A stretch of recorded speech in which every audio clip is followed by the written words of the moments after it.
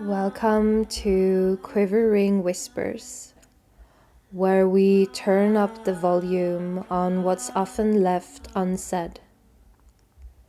We are Titti and Esther, and in these conversations, you'll hear our perspectives as we delve into the profound mysteries of sex that goes beyond skin deep, where every sigh, every sensation, and every moment of quiet carries its own wisdom. In the midst of our hectic lives, we capture our unadorned conversations.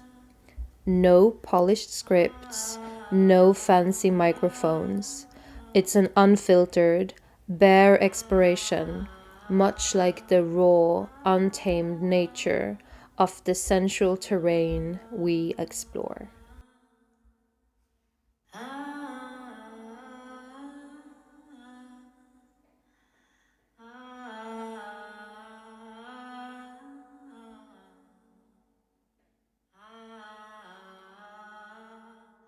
Ah, that feels so good to just be in the silence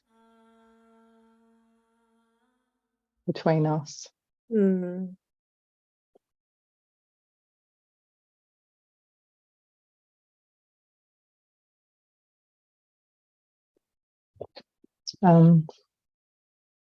Yeah. It's amazing how it feels to me, almost as if I could get lost in there in pure sensations. And Yeah. I'm remembering, that time in my life when I didn't feel these things. I mean, obviously the sensations are always there, but my awareness was not at all with them.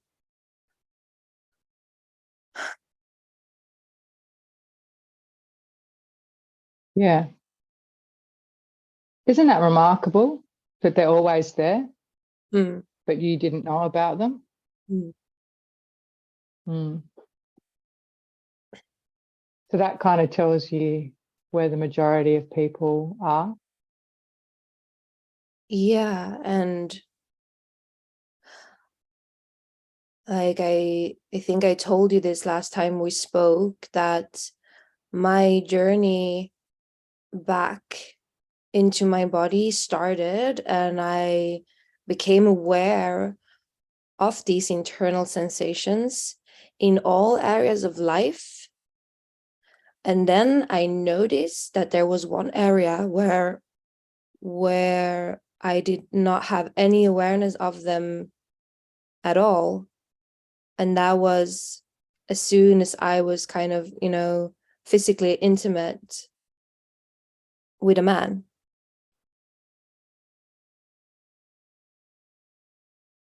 Yeah. You wouldn't, so you were aware of your sensations in general in the body. Yeah, I started to become more aware, at least. Yeah. Yeah, so you can consider that like people who do meditation. And Yeah. I think I could relate to you on that because I used to do Zen Buddhist meditation. Oh.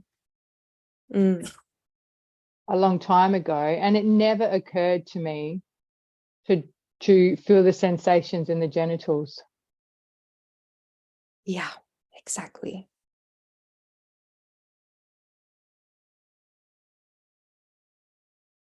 Exactly. And I think that's fascinating. Yeah, I think that's fascinating. And most people, if you of the mainstream mindset, if you start speaking about genitals, it's almost been it's almost the opposite of spirituality.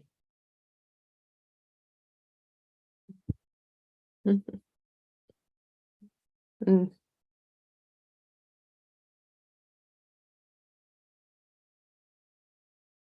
Because that's where you get down with it. That's where you get jiggy with it.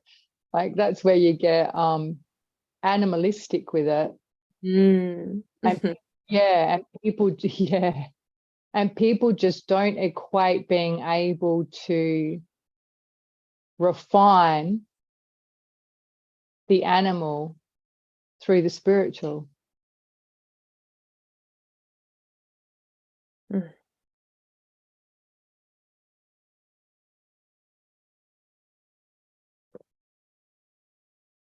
Yeah. Yeah. And I'm noticing, thinking back or remembering that period when I became aware that I wasn't aware of sensations when it had to do with sexuality or intimacy in that sense. But I had enough awareness,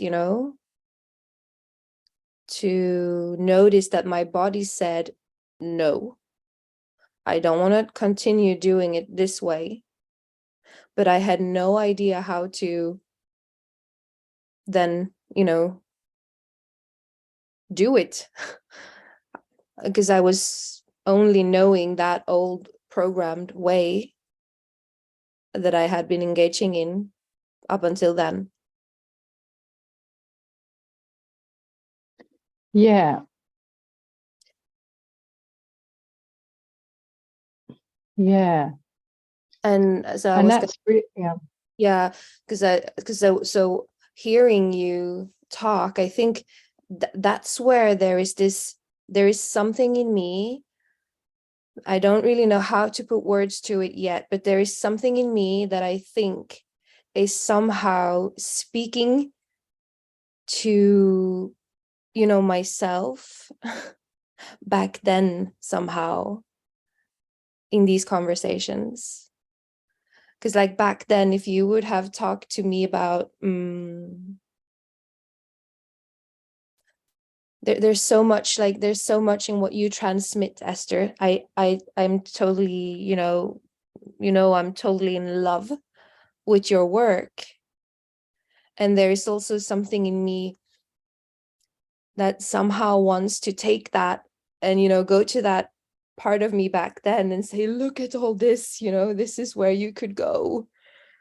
But I'd also know that she wouldn't have understood a lot of it, she wanted to, she longed for that, but it's so difficult to grasp with the mind.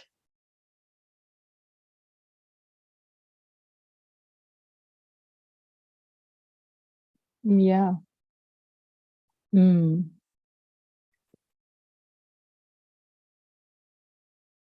I love what you're saying. And essentially, that's what we're doing, isn't it? Taking ourselves back to the time before we knew, you know. And if you can hear in that, it doesn't mean our singular aspects either. Could be the collective consciousness, the time before we knew, the time of remembrance. Um,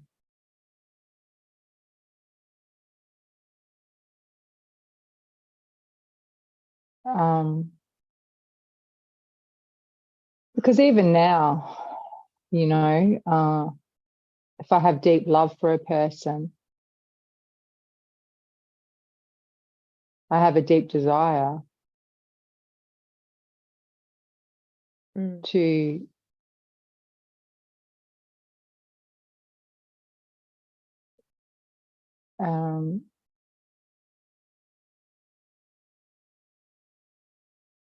to share that, that part of myself with them.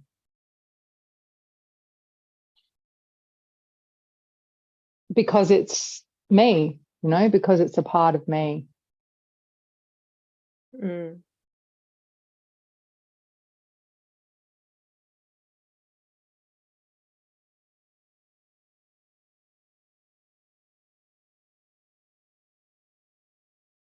What part of you are you referring to that you want to share with them, Esther? Did you mean?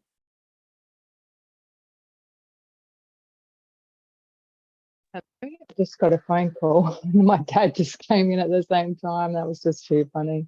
Uh, is that all right? Yeah. Yeah. I don't know if Yeah. I asked you what part of you are you referring to when you say that you want to share this part of you? What part of you?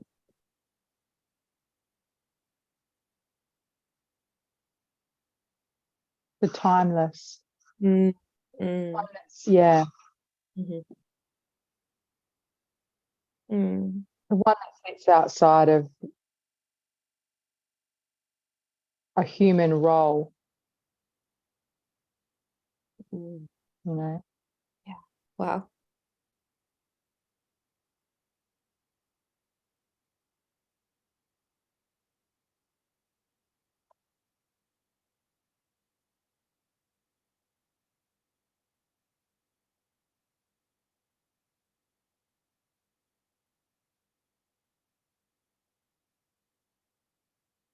And what I've discovered is that that space buffers personality differences. But the irony is, if you can't take the personality to it, Mm. it the personality doesn't realize that it has a buffer system.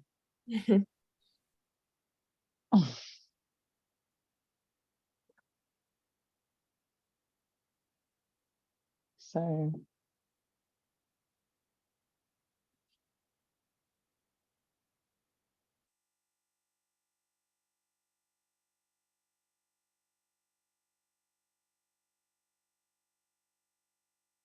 Mm. hmm.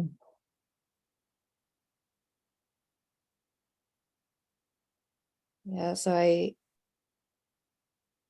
I'm noticing, wondering if at the beginning of the conversation you were remembering the article that you sent to me last night. Yeah, I was. You Oh, yeah, I was. and yeah, I think that ties in with what I said about where I was before. Like, that could so have been me if I wouldn't have started to become aware of sensations in general, like either. Mm. Could have totally gone down that road, Wow. because I like sexuality was so interesting and fascinating, but there was also, talking about personality, there was so much in me that, longed for validation from an external man or external men and all that. Now, at least I had started to become aware of sensations, so I could notice the no in my body.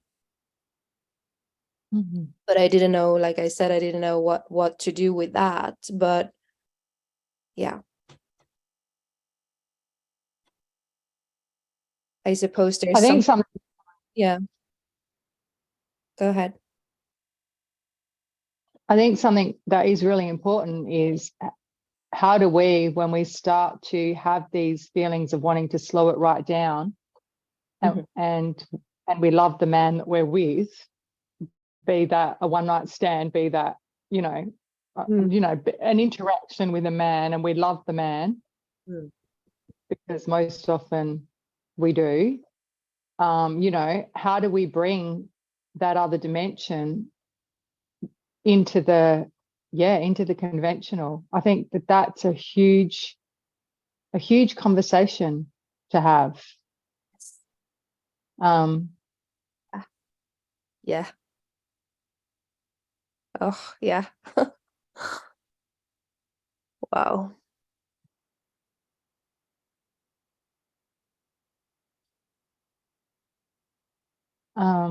When, because they're obviously with us for that purpose. That's why they're with us.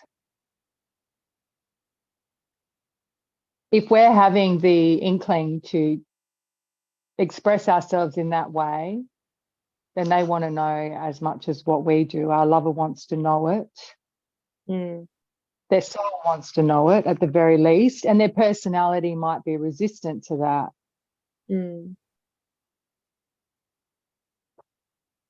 And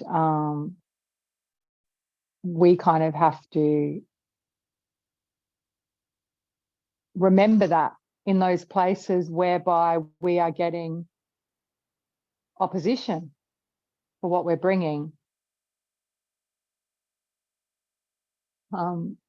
I've had so much opposition after I had my first tantric experience, and I decided that I would curate it with men who did not know Tantra. I had so much opposition right from the beginning. I mean, if you consider opposition that a penchant to go back, a penchant to remain with the conventional way of love making. Yeah. Yeah. And it's gotten progressively better, like incredibly smoother. But yeah, it still has its moments in terms of with certain aspects that, yeah.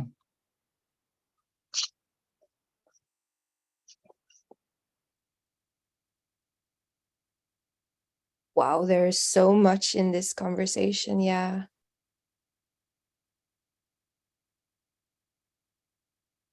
Because it's not just that it may be the only way that we know, the conventional. We can also be, that there is let's call it like addiction in there. And it has become a way to repress emotions and sensations that we may not know how to be with.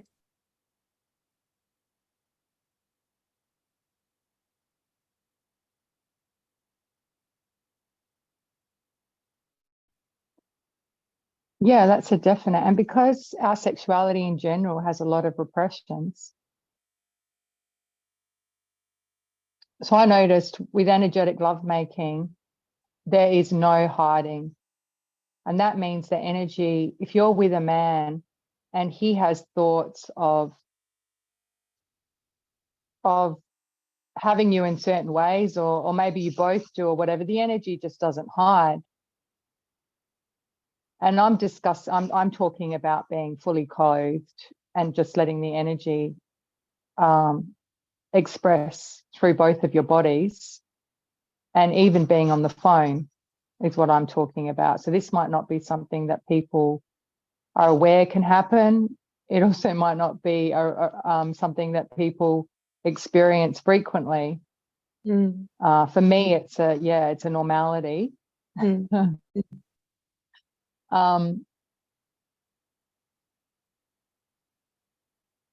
Yeah. And I already find it quite funny that even people who sometimes it can be so repressed that even someone who can feel the energy might not register something about where their energy is, because it's almost too shameful to notice. Yeah. Yeah. Yeah. Yeah.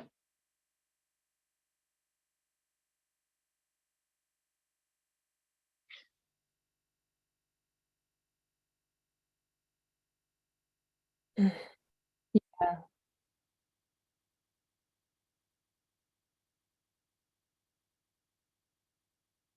So yeah, being the Yeah. one that longs to slow it down and Mm.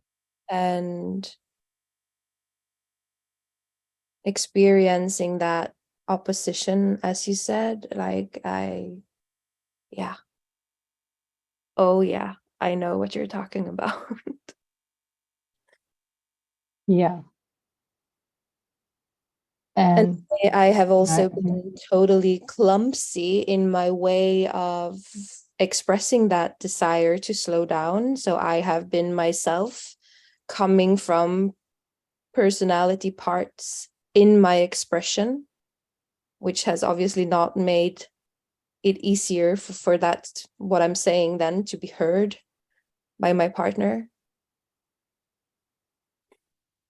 Mm.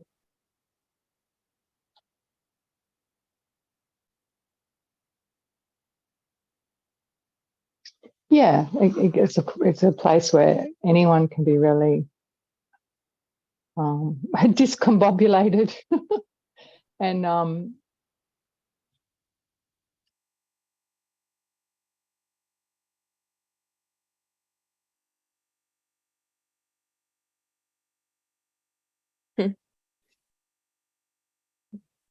because people aren't used to going so still that something moves the body, and that takes time, you know, that well, not necessarily time, but it takes attunement.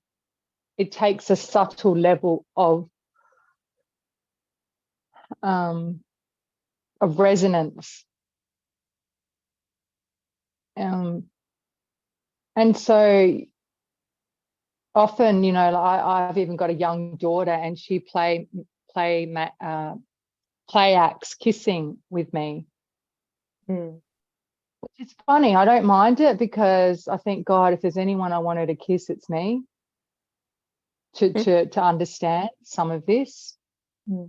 But she's very sweet. It's completely innocent, but she goes, "Oh, this is how they kiss on the movies, Mum." And she puts her mouth to mine and she does that fishing movement, and Mm. which I know, but I find it fascinating. She's already, and then she puts her tongue in, not towards me, but she pretends she's like got her mouth kind of close, Mm. and I'm like, she goes, "That's what they do on the movies, you know." Yeah. And yeah, there's no time in that, or there's no space, more precisely, to be able to feel the sensations of the mouth. Mm. Um, Yeah.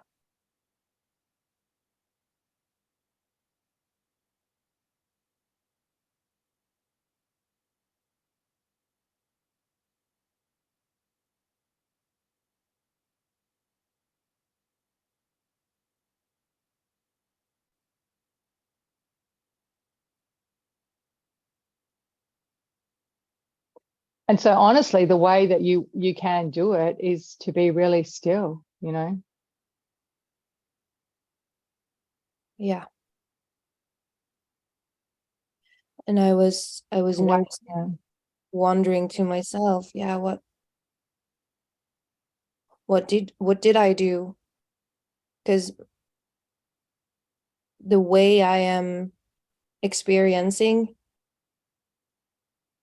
sexuality or intimacy and those things today compared to what I'm sitting here and remembering years back is very, very different.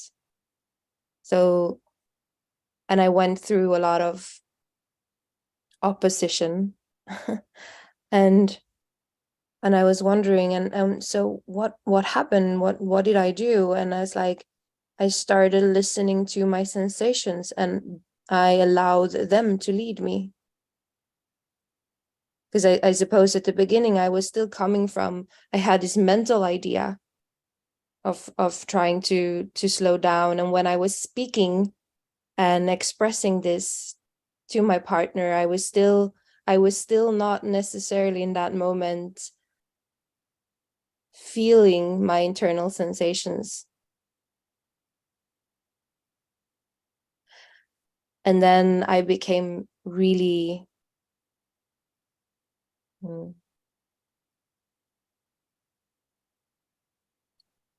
the word I'm looking for is not disciplined, but it's the best word I can find right now. But I became very devoted, committed to allowing these sensations to show me the way, allowing my body to show me the way. And I was a bit surprised by the whole process.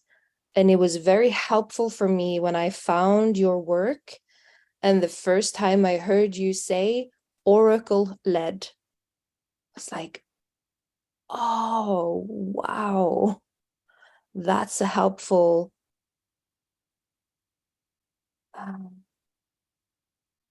translation of what I'm experiencing into words. Oracle led.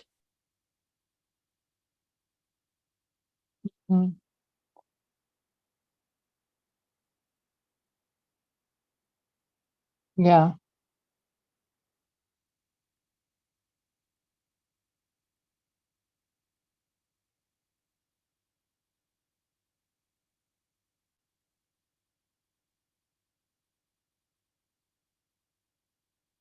Yeah, because there's an opportunity to have such a different experience to what the mind knows from a sensory-led place.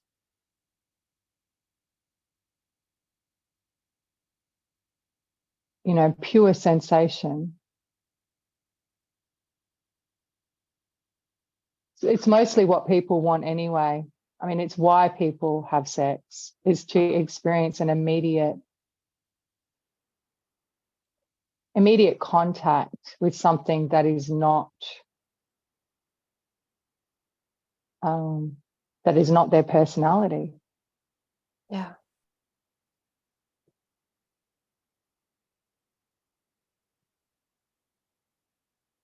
I mean, all the talk about dominance and submission, or all the talk about kinky sex, or is to break through into a part that is either unknown or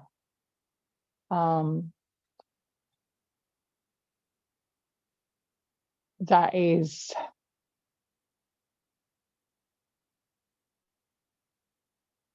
unfamiliar. You know, it's all about creating novelty and new, fresh experience.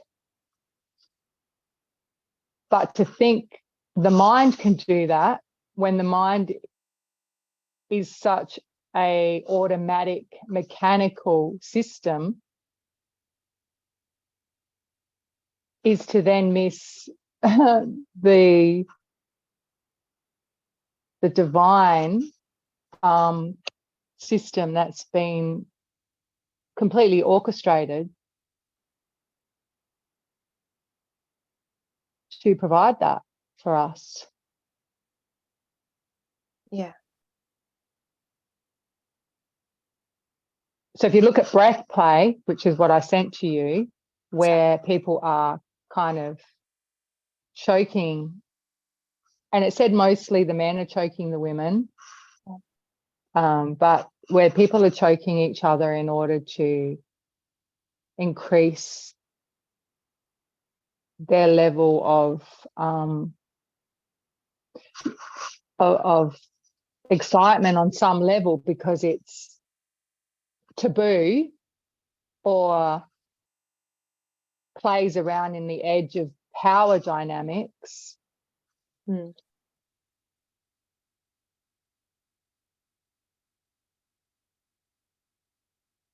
know, that just happens organically, being allowing energy to do it.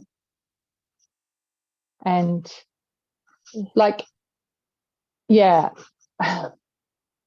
whenever I work with people on the precipice of this awareness, you know, they're in awe. But then as well, whenever I have had personal relationships whereby I have been on the edge of mainstream intimacy and energetic intimacy, the way that their eyes are opened into a whole other dimension is incredible. And they never knew it was there. That's You the thing. know, it's, That's the yeah, thing. that's the thing. And I was so much that person, you know, because I didn't even know it was there.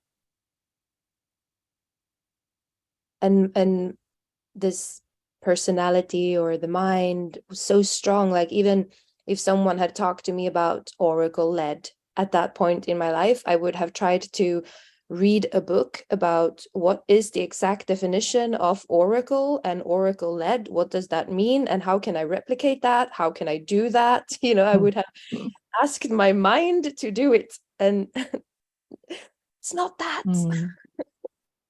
It's not that. Yeah.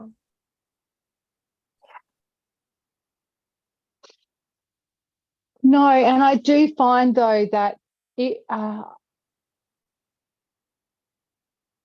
there is a way, and that is to, like, one way, and I mean, because I have always had an ability to bring people into their body through intuitive touch. So I don't do it now because I mostly teach people how to love make, but some people who live in the same city that I do, they get to come or whatever, depending on what I'm, you know, what I'm sort of feeling is good for them. And it's just organic for me to know where to touch to release pain body points. And then once you release that, the ability for them to be able to sense themselves as a whole stream of energetic flow is much more likely, because any of the knots and the constriction and the congestion and the knuckly bits are smoothed out.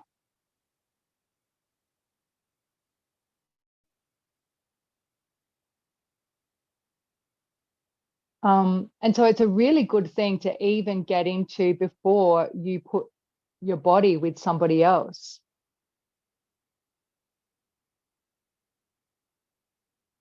Mm.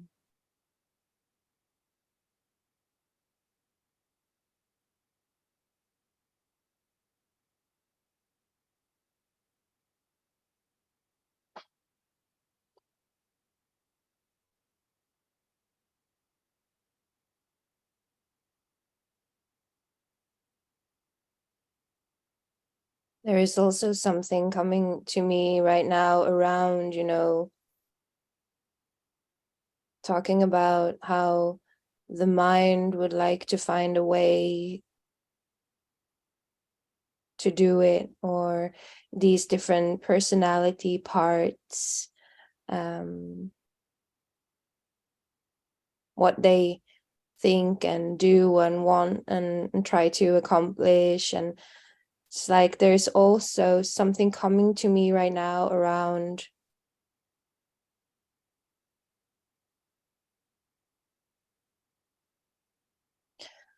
I think you mentioned this before also during our conversation, you know, like it's not about that, it's not about getting rid of, because that was also something that I went down the road of a lot, you know.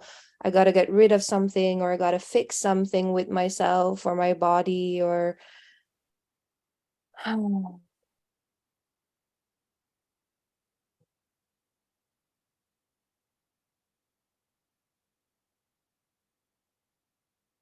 Even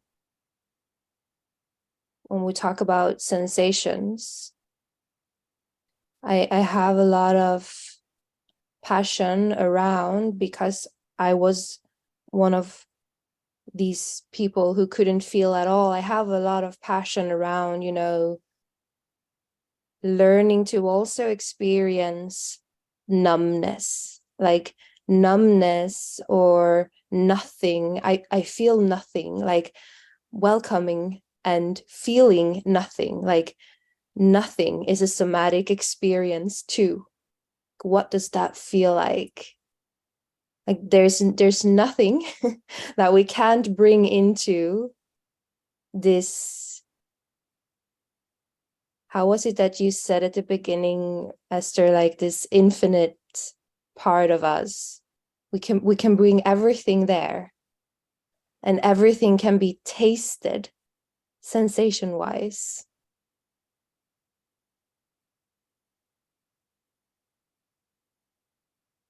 Yeah. Yeah. Because that's the other thing. People are used to observing sensation. So I'm meeting a lot of people who say, oh, I'm very good at, I can observe sensation, but I can't take myself deeper into it. I need someone to kind of track me with it. Because you don't just want to be observing sensation. Ultimately, you want to become the sensation. And that's the union of the internal masculine and feminine. Ultimately, you are the whole moving through you. And so I think it's like what's underneath nothing, and what's there, and what's under, and what's underneath that, Yeah, it's so difficult to translate to words, but exactly, like what's there that can meet and welcome that sense of nothing, or yeah. And I think that's where I'm talking a bit about my work this session for some reason, but I look more at, I'm not interested in emotional interpretations. I think we've had lifetimes of being able to emotionally interpret our sensations, which I think is just a glorified way of returning back to the mind. Yeah, me too. Yeah. Totally with you on that one. Yeah. Yeah. Because you have to feel the sensation, and that means it's got to kind of travel through the body. Yeah. And once you go to bring it up to your mind, then it's an interpretation.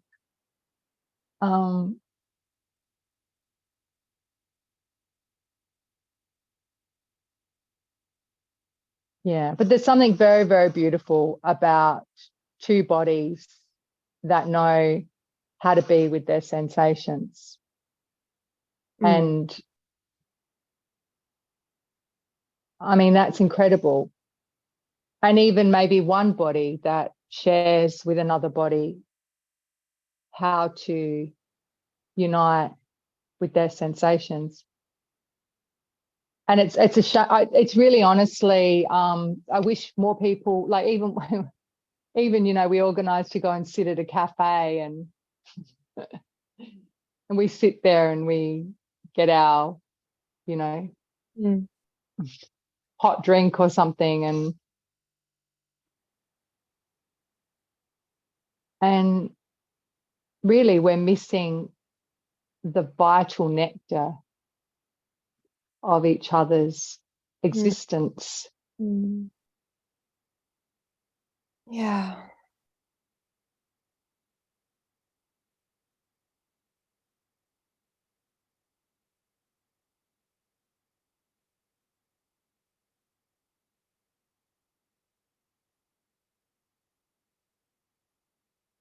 And it's a shame, because what's happened is our mind, like we've been really taught to be ashamed of our sexuality, when it's not the acts themselves, it's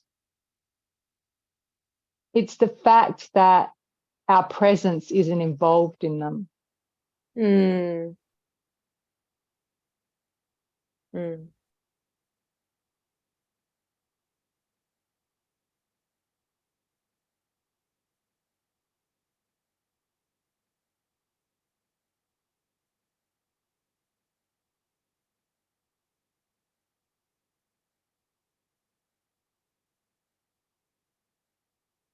But honestly, when you've got someone who, like, where there's a lot more drive and another person wants to slow it down, yeah, it can be quite difficult to find a bridge Yeah. of being able to do that. Yeah. And I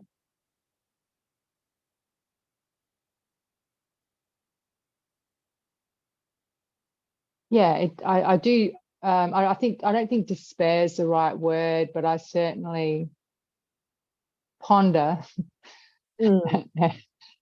in a deep way how our young people are able to connect in more with a stillness and a space around what they're doing with their bodies when there's so much examples of not doing that in movies and porn and from their Mm. peers. Mm. Mm.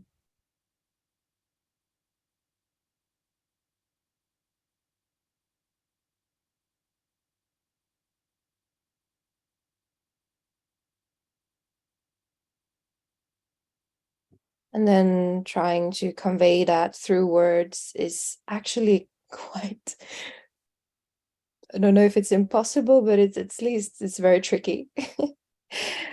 But and I'm noticing as we're speaking about that, you know, like your example about sitting at a cafe and missing this um these nourishing sensations underneath the talking. Like I'm loving our pauses here in this conversation, and for these last moments now, I've just been sitting here and noticing this sweet um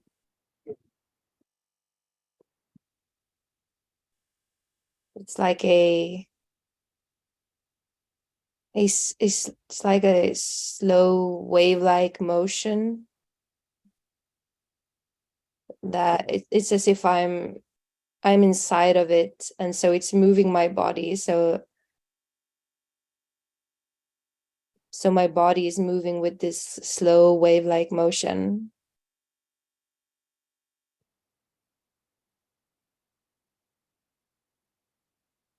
Yeah.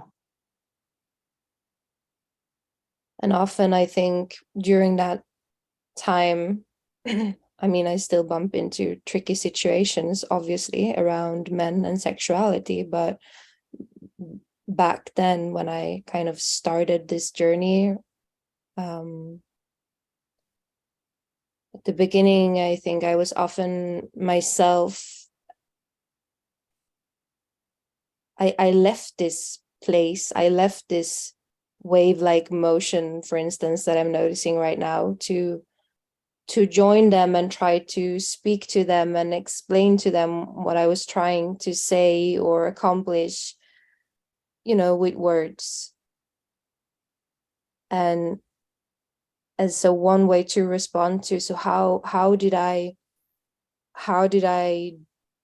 do it, in lack of a better way to say it right now? Like what was my way of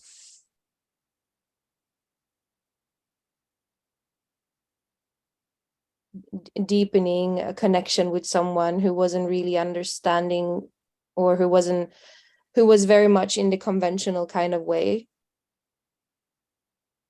I became very committed to staying close to my sensations as I related with them.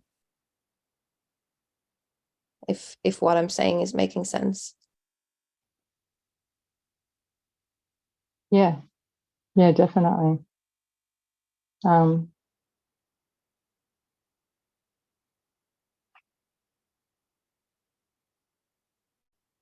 Yeah, you described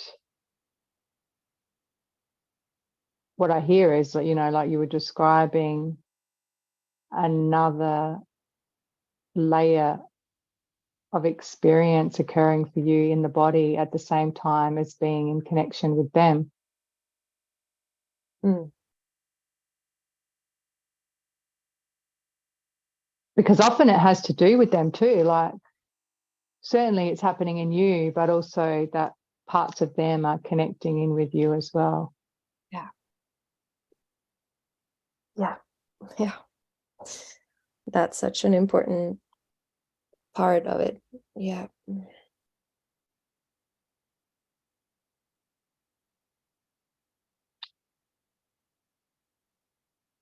Yeah.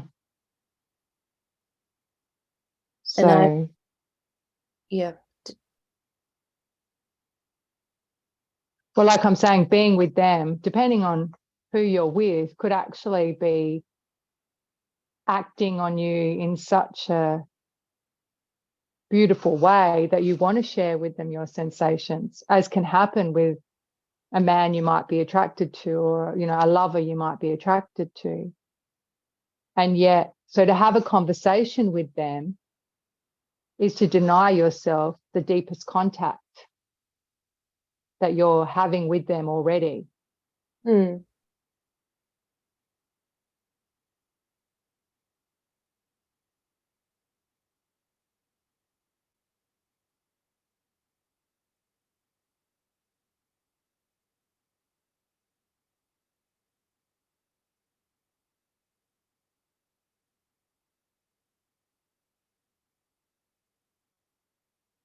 And I'm becoming aware of time and, how we're about to move towards completing this conversation, today's conversation. And I'm having this it's like a felt sense memory almost of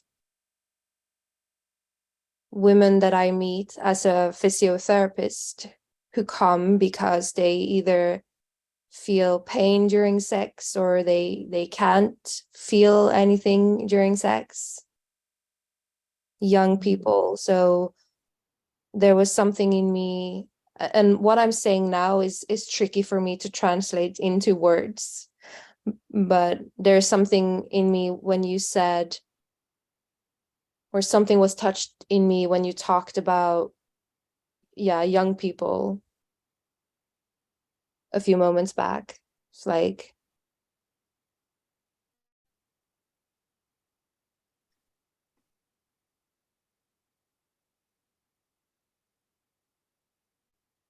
yeah, there is something in me that has some type of longing to take this beautiful work of yours, Esther, and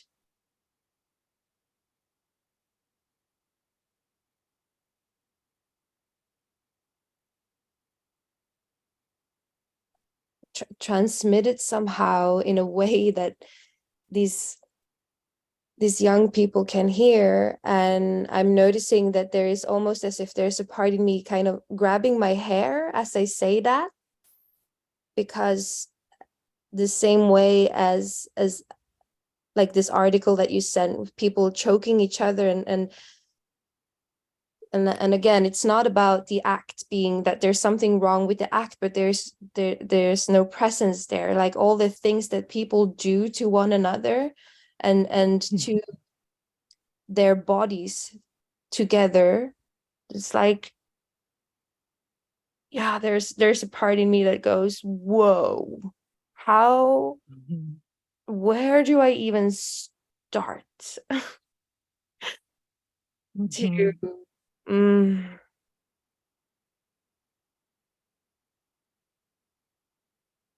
because it's not Yeah. it's my work or my job to um change another person, but they come to me because Mm. they have a desire for something different. but they're still like almost as if they come and they say, how can you make me not have pain so that I can be, so that I can have rough sex? Yeah, it's a whole other conversation, and it's like we're about to complete, but there's something in me that I wanted to express around us having these conversations, your work and what you transmit through your work, what can be experienced through sensation-based sex, and the conventional way, and how that is everything that most people ever hear about. Yeah. Yeah. And just wanting to speak to that. I mean, that's even a different category in the personality, because in some ways, when you're speaking about these women, let's say, that are coming to you, there has to be a recognition that how they are having sex with these men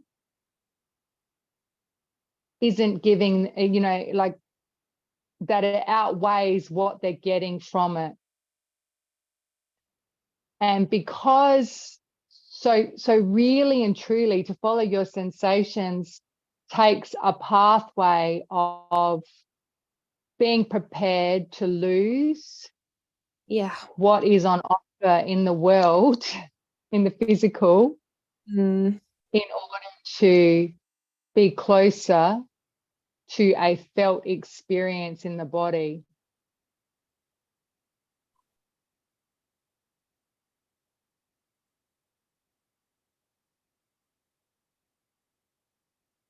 That touches me so much. I wish I could take you in and have you feel what I'm feeling as I hear you say those words.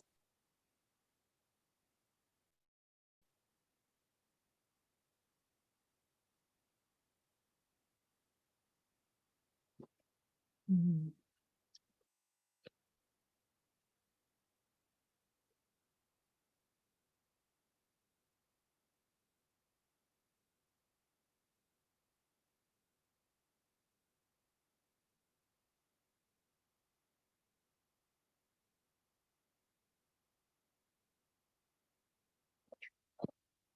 Yeah, and that's a very big part of it, is that to care more about your own experience than whether or not you're seen as a good lover. And the truth of the matter is, as well, what I discovered, and obviously much later in life, is that it's a dime a dozen to have sex with women like that for men. And it's not really, on some level, it's not really what is their heart's desire. But again, because they're running from a sexually programmed paradigm, depending on how much has entrenched into their own perception, they don't recognize that either. So their cues of being bored of doing that with women are also muted and dumbed down. So essentially you get two people who are functioning from a programmed formula, and both are not satisfied on the deepest level, but are not in a position to be able to change it. Yeah.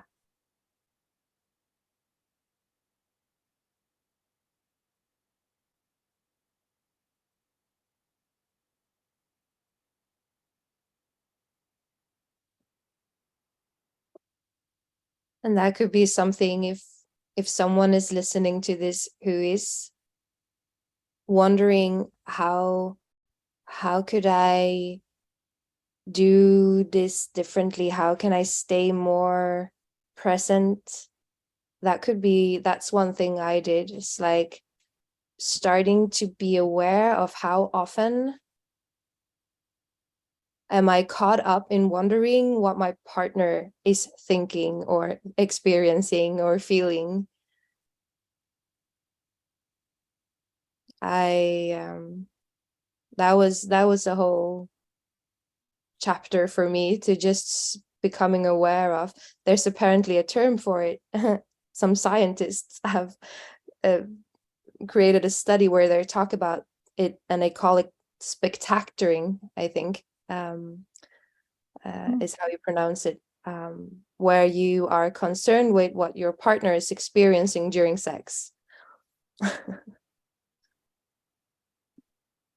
So yeah, maybe that's a way to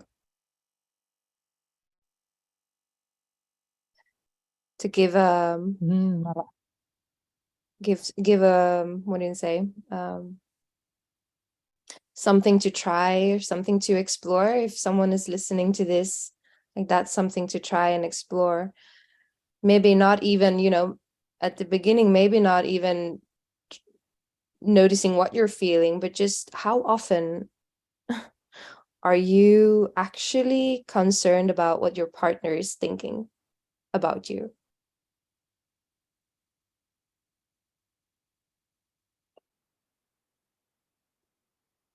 Yeah, I like that.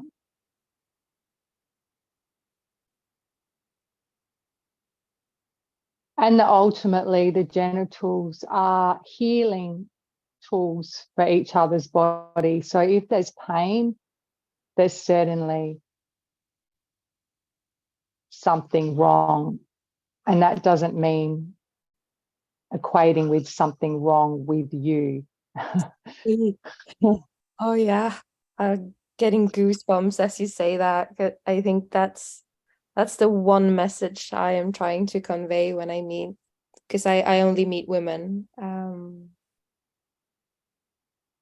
Yeah, there's a message in there, but the message is not that there's something wrong with you that you got to correct. Hmm. Wow, I could Yeah. you for so long, Esther. I would love to hear if you're willing to feel into yourself right now and see if there's any way, anything that you would like to say as a way to complete or before we complete today's conversation.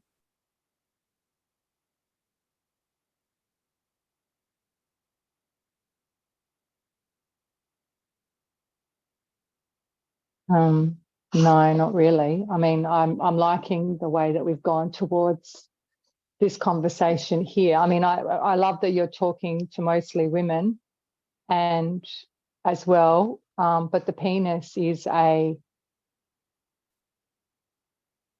soother to the tissues. That's so beautiful. Yeah.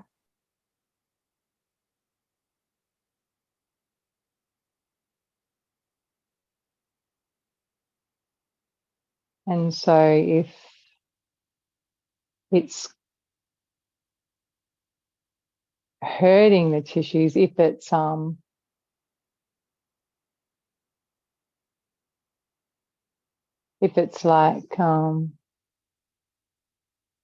desensitizing them or moving in a way that is inflaming them,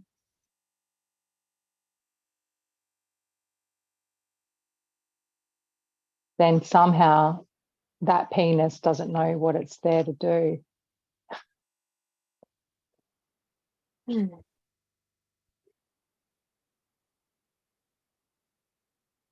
It's being animated in that moment by something in that man that doesn't know that. Mm. Mm. Yeah. So I'm hoping that these conversations between us open up, more of this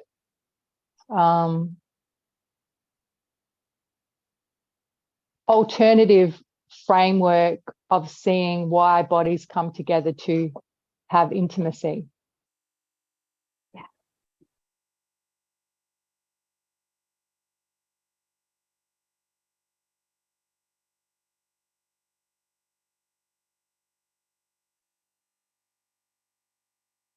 Because even just people hearing that will spark a remembrance in the body. You know. Mm.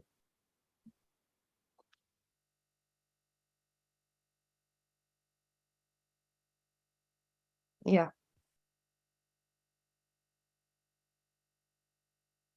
And it's the body that will guide them. So it's not someone else, it's not listening to us either, but it's like you said, it's like if that can spark a connection with their own oracle or with their own body, with their own sensations, that's what will show them a way. That's what will guide them, or Yes. yeah. Thank you for joining us on this unfiltered journey through the sensual terrain of quivering whispers. We hope that these conversations have resonated with you, offering insights that go beyond the surface. If you enjoyed today's content, please consider sharing it with friends, family, or anyone you think might find our conversations meaningful. In the description section, you'll find ways to connect with us. We'd love to hear how these conversations have impacted you and continue this exploration together.